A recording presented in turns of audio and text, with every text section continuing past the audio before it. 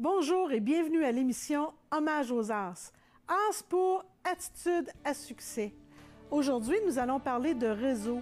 Le réseau, c'est tous les gens, les organismes qui sont autour de nous qui peuvent nous aider à relever le défi de notre vie. Mon invitée, Mme Joanne Meyran.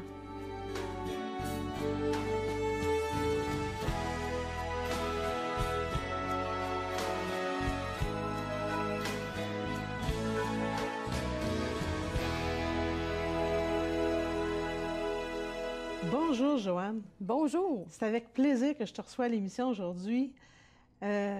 L'émission Hommage aux As parce que tu as relevé un défi extraordinaire. Est-ce que tu veux nous en parler? Bien sûr. En fait, tout a commencé le 24 juin 2011, lorsque mon frère Sylvain s'est enlevé la vie, s'est suicidé. Alors là, il y a eu beaucoup de choses qui s'est bousculées dans ma tête, pas seulement dans la mienne, mais dans tous les membres de ma famille. Il avait quel âge? Il venait d'avoir 40 ans. OK. Oui. Et puis lorsque j'ai eu la nouvelle, j'ai eu une drôle de réaction. En fait, j'étais comme en absence de réaction. Finalement, c'est ça. Par rapport aux autres membres de ma famille qui pleuraient, qui tombaient en sanglots, qui avaient des petites crises de toutes sortes. Moi, j'étais sans mots, aucune émotion. T'as gelé là. Oui, mais je me sentais bien, mais aucune émotion. Je trouvais ça un peu particulier, un peu bizarre même.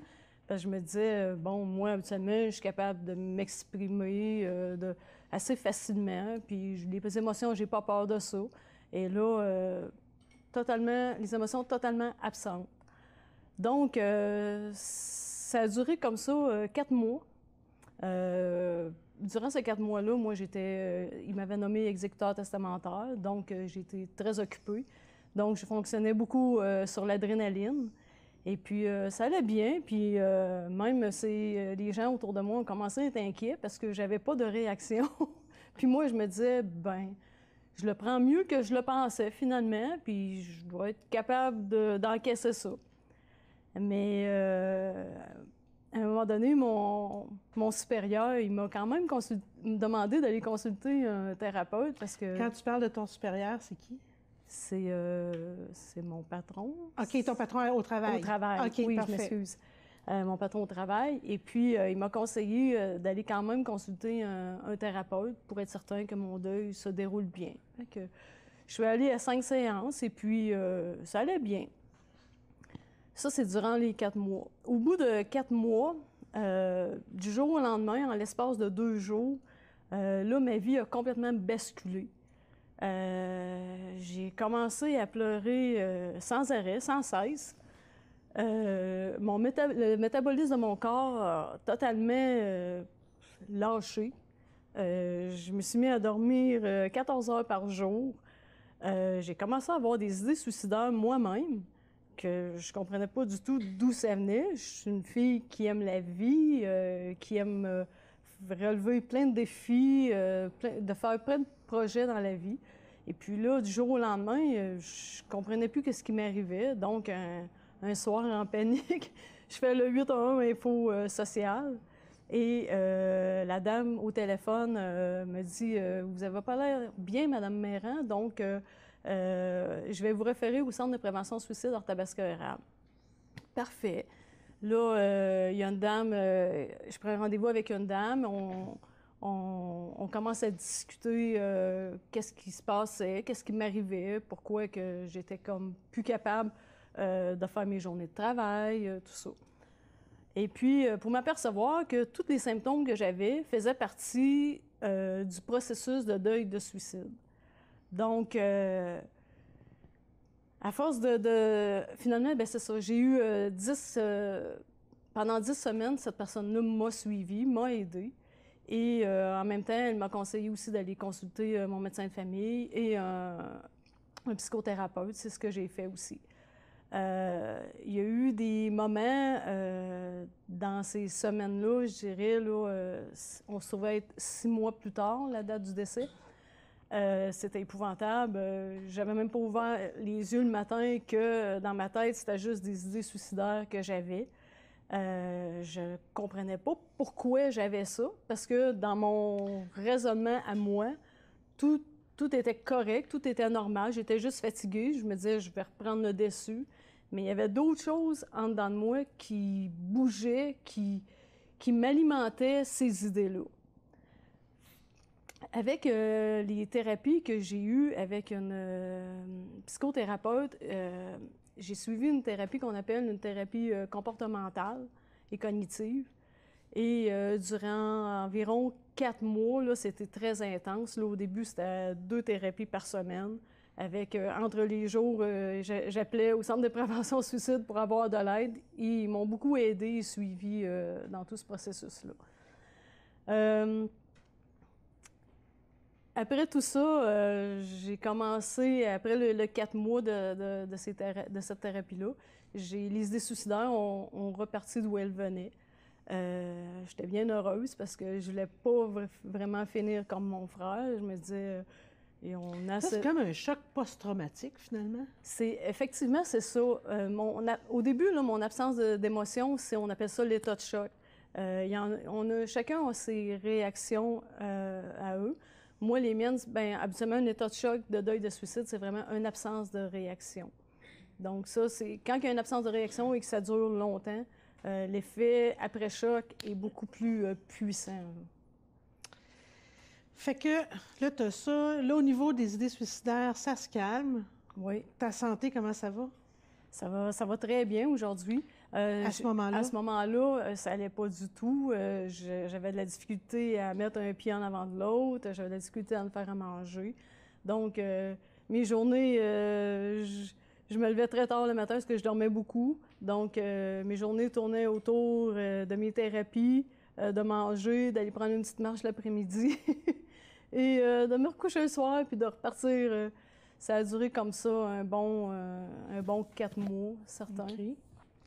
Par la suite, quand les idées suicidaires sont parties avec la thérapie comportementale, j'ai commencé à aller m'entraîner. Donc, tranquillement, j'étais allée dans un centre de gym et puis je me suis entraînée. Et l'exercice physique a fait en sorte que ça m'a aidée à me relever de tout ça et à me reprendre en main, en quelque sorte. C'est quoi l'élément déclencheur qui a fait que tout d'un coup, tu sais, tu étais en chute libre? C'est quoi l'élément déclencheur? Qu'est-ce que tu avais en dedans de toi qui a fait que tu as décidé de remonter à la côte? Ou qui a fait que ça repartisse l'autre sens? L'élément déclencheur, avec ma thérapeute, on essayait de trouver une façon de développer ma créativité. Parce que souvent, les idées suicidaires peuvent être liées à un manque de créativité. Donc, plus tu as de créativité, plus que tu as le goût de produire, de créer, de faire quelque chose de plus que tu n'avais pas dans ta vie. Donc, moi, j'ai commencé à écrire. Bien, lors de ma thérapie, j'écrivais beaucoup ce que je ressentais, ce que je vivais. Et quand tout ça a été terminé, j'ai décidé, j'en avais tellement épais que j'ai décidé d'écrire un livre. Ah oui? Oui. Donc... Comment ça s'appelle? Ben là, il n'est pas encore sorti. Là. Okay. Présentement, il est en correction. Là. OK. Fait qu'on a un livre qui s'en vient. Oui. Puis ça va être quoi, le titre? Ben, probablement le 3e T, mais c'est pas encore certain. Le 3e T? Oui, le 3e T. En fait, je décortique la tristesse. Il y a la tristesse qu'on appelle que les gens vivent de façon normale, soit la perte d'une personne ou d'un emploi. Les gens vivent une tristesse, une grande tristesse, OK? Il y a le 2e T que j'ai nommé. Le 2e T, c'est lorsque ta tristesse commence à affecter ton corps. Donc, ton corps devient comme en dépression. Là, tu as des réactions vraiment physiques qui fait que tu as de la difficulté à fonctionner. Le 3e T, lui, je l'ai nommé comme ça parce que lui, on est rendu à un autre niveau de tristesse. C'est que lorsque tu passes de la tristesse à la dépression, le 3e T, c'est ton corps t'alimente en idées suicidaires. OK. Donc, c'est pour ça que je l'ai appelé le 3e T. Ah, bien, c'est bon. Fait que Ça en fait une belle chose qui est ressortie de tous ces événements-là. Oui. Mais si on revient, tu dis que ce qui t'a beaucoup nourri, c'est le fait, ou qui t'a sorti de cette torpeur-là, c'était le fait d'écrire, puis d'être plus créative. Oui, ça m'a beaucoup aidé. Ce qui m'a aidé aussi, c'est l'exercice physique. Mais ça, c'est très difficile au début, là. Il faut y aller graduellement.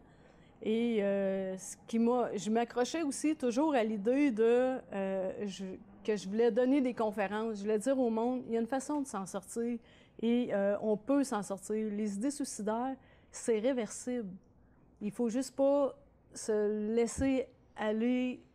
Il faut pas, en fait, il faut pas laisser les idées suicidaires nous immerger. Aussitôt qu'on sait que c'est là, il faut réagir tout de suite. Puis il y en existe plein de solutions. Le Centre de prévention suicide Orthabasca-Érable peut vous donner des solutions. Un psychothérapeute peut vous donner des solutions aussi. Ce qui est merveilleux dans le message que tu nous livres, c'est que tu as vécu la perte d'une personne par suicide. Et puis en même temps, tu es la personne qui peut nous en parler parce que tu y as beaucoup pensé, mais tu n'as pas passé à l'action. Non. Merci mon Dieu. Alors, là, tu peux nous parler du chemin là, qui fait qu'on se rend là. Oui. Mais là, une fois, par exemple, que, bon, la côte, on l'a descendue, là, on veut remonter la côte, tu as la créativité, tu as l'exercice physique. Comment ça t'a pris de temps à rebondir ou à trouver que tu avais passé par-dessus ce trou-là? Je vous dirais,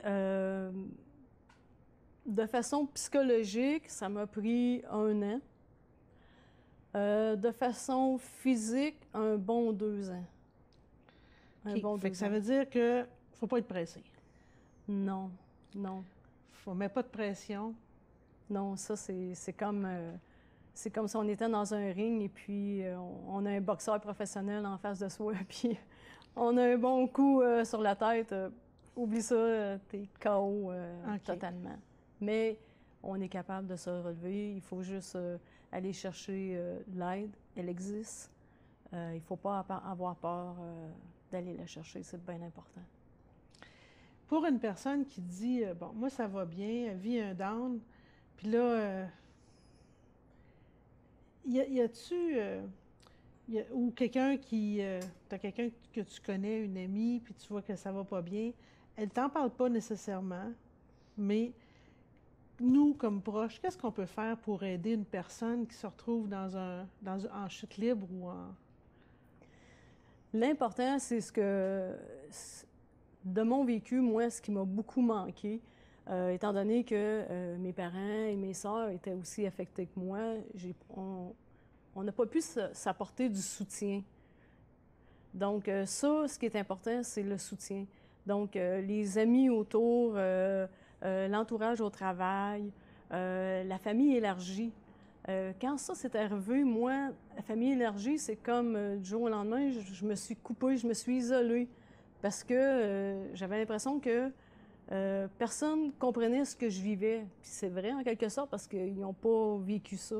Donc, il faut pas... On pense à s'isoler parce qu'on dit que ça va nous faire du bien. Oui, en quelque sorte, c'est vrai, on a besoin de repos, mais en même temps, on a besoin d'avoir des gens qui sont là près de nous, qui nous appellent, qui nous disent « Écoute, je pense à toi aujourd'hui, je voulais juste te dire que t'en fais pas, si tu as besoin, tu peux m'appeler. » De sentir du soutien de cette façon-là là, auprès des gens qui en ont besoin.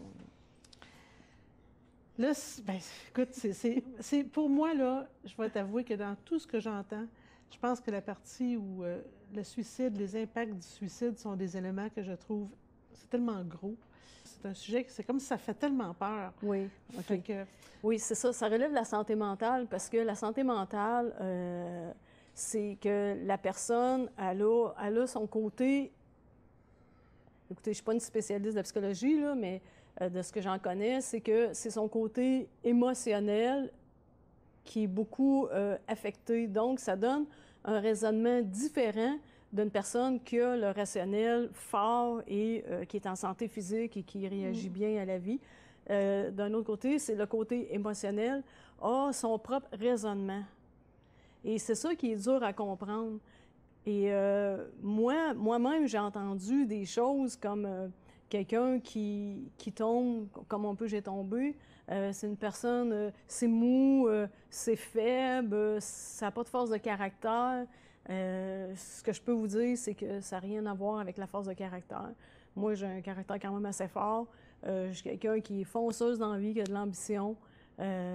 Donc, ça n'a rien à voir avec le côté mou d'une personne. Vraiment rien à voir.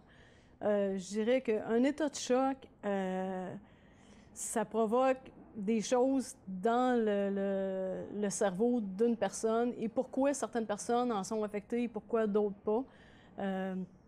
J'ai lu et écouté à Canal Savoir, il y a le docteur David, je ne sais pas si je le prononce bien, David Turecki, qui, lui, est un chercheur éminent à l'Institut Douglas à Montréal. C'est une université au niveau de la santé mentale. Et ce qu'ils ont découvert, c'est que les personnes qui se sont suicidées par rapport à des personnes qui ont perdu la vie par accident, c'est qu'ils ont découvert une molécule qui était manquante dans le cerveau de ces gens-là.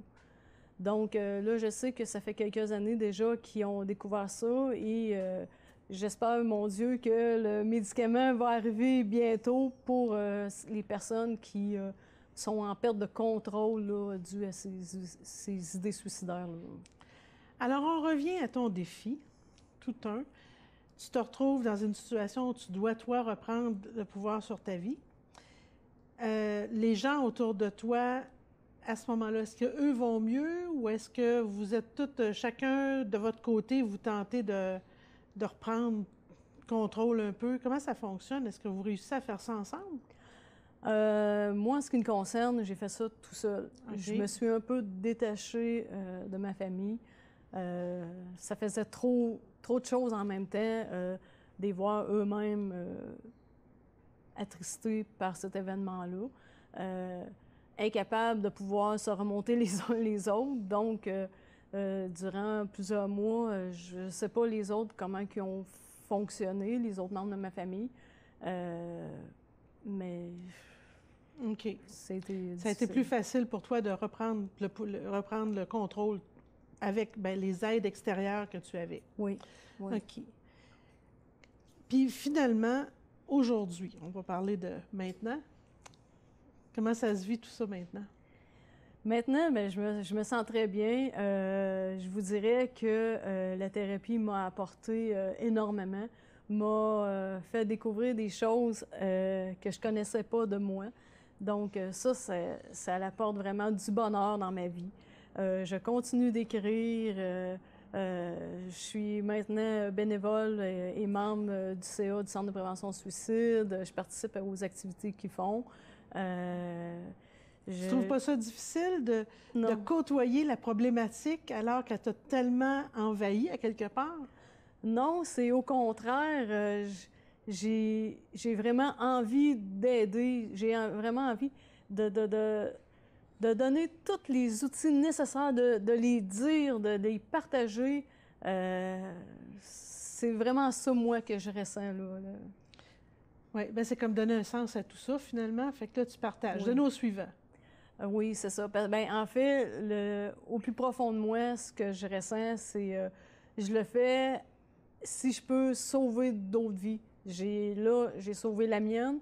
J'aimerais en sauver d'autres. Je sais que le Centre de prévention suicide fait très bien son travail et eux-mêmes sauvent des vies. Mais je partage cette expérience-là justement pour que les gens puissent voir qu'il y a un cheminement qu'on peut faire pour se sortir de ça. Parce que malheureusement, j'ai pas pu aider mon frère dans ce cheminement-là. Et je sens un peu de culpabilité quand même. Je sais que c'est pas de ma faute, mais c'était quand même mon petit frère. Puis, tu penses-tu qu'il a donné des signes que quand tu le sais pas, tu n'étais juste pas alerte à ça? Ou si non, peut-être pas non plus? Plusieurs années auparavant, j'avais eu des conversations téléphoniques avec lui, qui était annonciateur d'idées suicidaires. Je l'avais beaucoup dirigé, conseillé pour qu'il aille chercher de l'aide. Mais aujourd'hui, avec ce que j'ai vécu et tout ce que je connais, le bagage, si je l'avais eu à ce moment-là, quand lui en avait besoin, probablement qu'il serait encore là aujourd'hui. Juste pour savoir, pour aider une personne qui côtoierait quelqu'un comme tu as côtoyé ton frère, y a-t-il quelque chose de plus que je peux faire? Appeler le Centre de prévention au suicide Hors-Tabasco érable. On peut-tu dénoncer quelqu'un? Première. Bien, dénoncer, genre, moi, je connais telle personne, là, ça va pas bien, puis je pense qu'elle a des idées. Oui, vous pouvez appeler, vous pouvez leur demander de l'aide. Ils vont pouvoir vous conseiller sur la marche à suivre, comment l'approcher, dépendamment de la personne aussi, à quel niveau qu'elle est rendue dans sa dangerosité là, des idées suicidaires. Ça peut aller qu'eux vous donnent des conseils et que vous ensuite vous asseyez avec la personne si vous vous sentez à l'aise. Si vous ne vous sentez pas à l'aise, le Centre de prévention du suicide peut aider directement la personne. Vous nous accompagnez dans cette aide-là? Oui, aussi. Ils ont des thérapies individualisées là, pour ça. Il n'y a pas aucun doute là, que la personne peut aider. Le centre peut aider à la personne de s'en sortir. D'aller consulter un thérapeute. Gênez-vous pas, là. Il y a le 8 Ça coûte cher, ça? Consulter un thérapeute? Parce que là, ce qu'on entend là, souvent, c'est que si on va se laisser, ça va prendre 6 mois. Ouais. Mais au Centre de prévention du suicide, est-ce qu'ils ont des thérapeutes qui peuvent nous aider aussi? Oui, ils peuvent vous donner des thérapies individualisées. Ça, il n'y a pas de frais pour ça. Là, je ne peux pas vous donner le détail des thérapies, comment ça fonctionne. Là. Je ne suis pas une thérapeute. C'est correct. Mais... Fait qu'on dit aux gens, écoute, il y en existe la thérapie, dans l'immédiat, ça ne coûte rien, il n'y a aucune raison qu'on s'empêche d'aller chercher de l'aide. Exactement. Il y a aussi, pour les gens, la plupart des gens qui travaillent, ont un programme d'aide aux employés. Donc, le programme d'aide aux employés, souvent, on peut avoir 5 thérapies gratuites en partant. Donc, ça peut vous aider financièrement. Par la suite, les thérapies, dépendamment si vous avez une assurance collective ou pas, à ce moment-là, vos frais peuvent être... vous pouvez en recevoir une partie là, pour vous aider là, financièrement. Fait que moi, ce que je retiens aujourd'hui de ton parcours, c'est tout le réseautage que tu as fait, en fait, pour aller chercher de l'aide. Ouais. C'est ça qui est extraordinaire. Tu n'es pas resté seul, tu as utilisé le réseau en place pour pouvoir te nourrir puis combler ce vide-là. Oui. Une question, quand aujourd'hui, tu as un down, parce que c'est beau qu'on monte la côte, là, mais à un moment donné, on a encore des downs, comment ça se vit? Est-ce que tu as peur de retourner là? Comment ça se vit aujourd'hui, un down? Un down aujourd'hui, bien, ça vit quand même assez bien. Là. Je me change les idées. Je fais comme tous les gens normaux font. Là. Je me change les idées, j'écris... je saute sur mon vélo, je fais plein d'activités, je vais voir des amis, je vais voir de la famille, la parenté. Fait qu'il n'y a pas cette peur-là de retourner... Bien, je vous dirais qu'il y a quand même une certaine crainte pour y avoir goûté à ça. J'ai une petite crainte. Je me dis, bon, mon Dieu, j'espère que ça ne reviendra jamais. On ne sait jamais notre santé physique et mentale jusqu'à quel point elle peut dégringoler. Mais tu es plus alerte, là, tu le sais. Je le sais. T'attends moins. Oui, c'est ça. Fait que quand que les signes de down, comme vous dites, arrivent, ben, je me mets tout de suite en place là, pour réagir. Aujourd'hui, on veut te rendre hommage. Puis c'est spécial parce que c'est rare que des personnes vont vivre des gros défis comme tu l'as vécu, puis bon, ben ils s'en sortent, puis la vie continue, puis tout ça. Mais c'est quand même gros ce que tu as vécu, puis c'est quand même gros aussi tout ce que tu as relevé, parce que ça touchait pas que toi, ça touchait tout ton noyau là, qui était ébranlé là-dedans. Fait qu'à un moment donné, tes points de repère sont difficiles à saisir. Puis je veux te féliciter puis pour toute la capacité que tu as eue à réseauter puis à aller chercher de l'aide.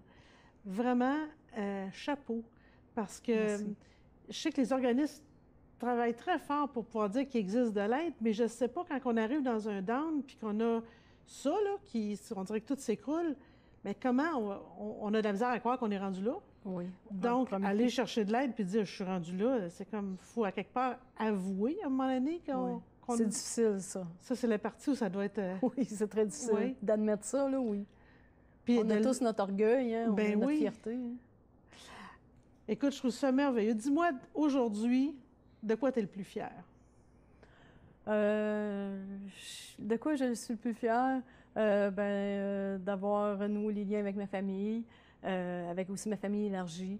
Je suis fière d'avoir écrit ce livre-là. Je suis fière J'ai écrit une conférence, donc j'en ai donné une en février, mais j'espère pouvoir en donner d'autres. De quoi je suis plus fière? De participer, d'être membre et bénévole pour le Centre de prévention suicide au niveau du conseil d'administration, de participer à toutes les activités. Ça, je suis très fière. À chaque fois qu'il y a des activités de financement ou de marche pour la vie, je suis très fière d'y être. Je suis très fière de ce que je suis devenue aussi. Je suis beaucoup plus en paix, beaucoup plus en harmonie. En tout cas, moi, je suis très fière de t'avoir rencontré, puis que cette émission-là m'a donné l'opportunité de te connaître davantage. Tu es inspirante. Puis, je vais juste m'approcher de toi pour te faire un gros câlin parce que j'apprécie énormément. Merci d'être venue. Merci vraiment beaucoup. Ça me fait plaisir. Je te remets ça ici. Merci beaucoup. Puis, félicitations, puis belle continuité. Je te souhaite de faire bien des conférences pour pouvoir inspirer les gens. Une belle sortie de livre. J'espère qu'on va voir ça dans les journaux sûrement, le 3e thé. On aimerait bien ça. Ça va. Puis, aux gens à la maison, bien, à la semaine prochaine.